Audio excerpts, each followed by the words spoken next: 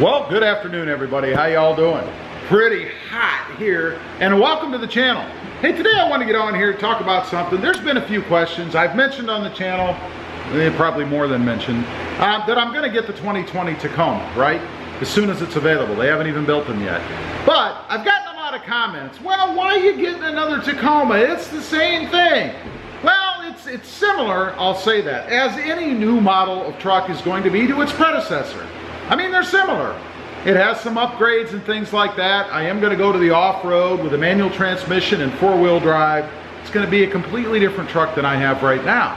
But I get a lot of comments, people asking me or telling me, because you know, people like to tell you stuff on the web, you should get a Ranger. You should get a Ranger and do stuff to it. Or you should get the Chevy, the Colorado. You should get that. Now, I have a couple problems. You know, I've never driven a Colorado, I'll be honest. I've looked at them as far as driving around parking lots and stuff, but I've never driven one. They're a nice looking truck. I don't have any issue with them. And for you diesel guys out there, you can get a diesel version if you want. But the Ford Ranger, on the other hand, I have driven. Now, I'm not saying that the Ford Ranger is some kind of a horrible truck. If you're a Ford guy and you like Fords, then get a Ford. But I drove one. Now I have actually had, I think, one or two Rangers in the past. I think actually just one. And I did, now that I think about it, I also had an S10. Now this was many years ago. Completely different truck than they are now, I'm sure.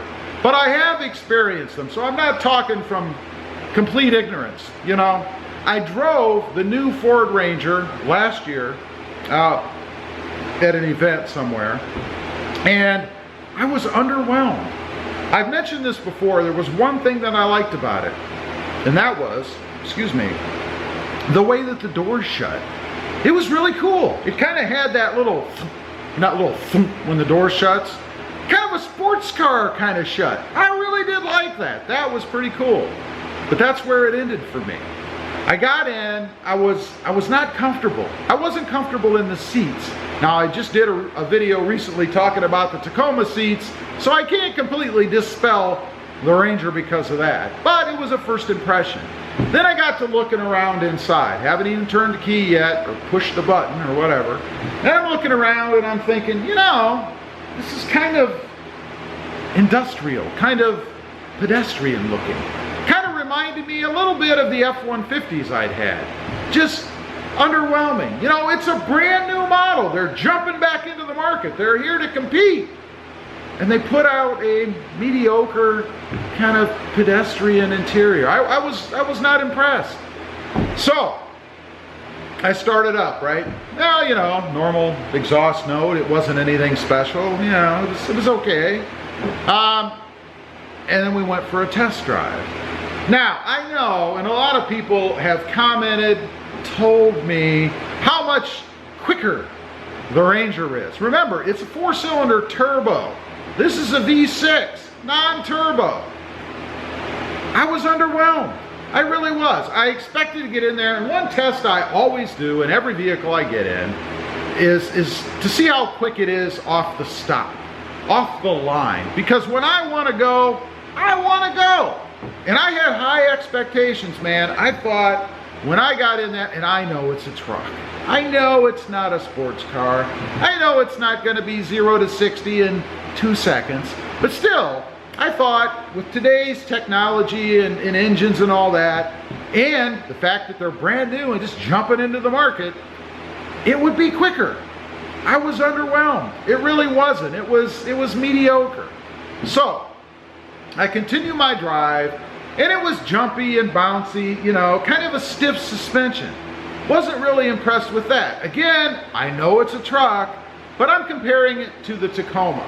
The Tacoma just felt better. It felt smoother to me from a ride standpoint. So I continue on with my drive. Now I'm cruising at, I don't know, maybe 35 mile an hour, and I punched it. Because that's another thing I do, right? I punched it. I expected to be thrust back into my seat, right? At least a little bit, you know, just a little, maybe, you know, a little. It hesitated. there was a hesitation, you know, when you hit the gas and nothing happens. Or it feels like it's going to do something. You know, you hit the gas, it goes, and then you're, man, it's coming. No, it's coming. It never did. It did take off. Don't get me wrong. I mean, it is turbocharged. It does have an engine in it. It did take off, but it was more of a gradual, louder acceleration than what I was expecting. Again, I was kind of expecting that, you know, not that it was, you know, going to throw me in the back seat, or I was going to experience, you know, some kind of G-force like the shuttle taking off, but I did expect it to be a little more powerful, you know. The steering, it wasn't bad, but it wasn't impressive. You know, especially I'm comparing it again to my Tacoma that has the big heavy wheels on it, and I expected it to be smoother. I expected it to be, I'll admit it, more car-like, more SUV-like, I guess, because that's kind of where everything's melding together. If you haven't noticed, all the luxury and comforts and things they're putting in trucks these days, kind of merging with that SUV market a little bit. I didn't get that out of the Ranger. I was underwhelmed.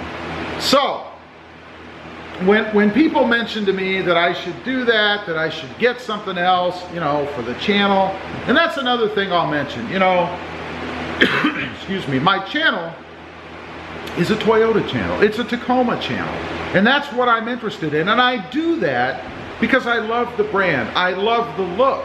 I love the fact that you can do things yourself, you can mod things, you can change the truck to be the way that you want it. There's a huge market out there, an aftermarket for things that you want to do. And I don't see a lot of that in the Ford market. Now, I'm not saying you can't mod a Ford. Of course you can. But it just there doesn't seem to be the abundance of options out there that there are with the Tacoma. Now, I'm sure a lot of that has to do with the fact that the Ranger hasn't been around for a while, that it is in essence a new entry into the market. But still, I would miss the ability to do the things that I want to do to my Tacoma. And that's a good benefit to them not making such drastic changes. And a good argument against, well, it's the same thing. You're looking at the 2020, it's the same thing. It's different enough, especially since it's going to be a completely different model than what I currently have, but similar enough that I can still get the mods and do the things that I want to do rather easily. I mean, if you have just a rudimentary set of tools, you can do pretty much anything you want to do to this truck within reason. I wouldn't tear apart the motor unless you're skilled in that, but aesthetically and even some small performance mods you can do with this truck if you want to. And there are tunes and things out there, of course, that you can do if you want. So there's just a myriad of things that you can do. So as far as the Colorado goes, you know, first of all, I'll say I'm not interested in a diesel. You know, it's funny to me how many comments that you get on the channel, or that I get, or that I see on other people's channels or even in forums, everybody hyping the diesel. You should get a diesel. I want a diesel, diesel this. But it's interesting, recently Nissan, their Titan, they're discontinuing their diesel, and they're discontinuing it because they're not selling any. Now, is it just because it's a Nissan Titan and it's not as popular as Ford and Chevy and Tundra or Toyota? Maybe.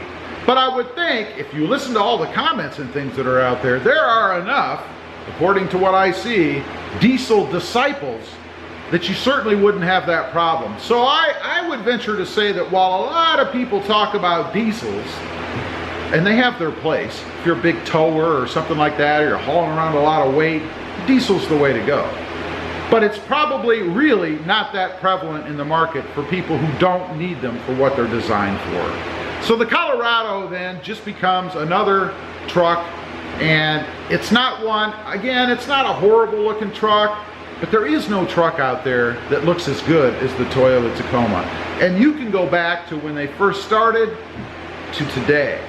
Nothing beats them. I would go back to 1995 and take one of those over the current model of any other manufacturer out there if you're looking at it from merely an aesthetic standpoint. Anyway, I just wanted to get on here, talk about that a little bit. Since I've made known what I'm going to be doing, I've gotten a lot of comments, you know, people again imparting me with their wisdom, which I appreciate, don't get me wrong. I appreciate people's opinions for sure.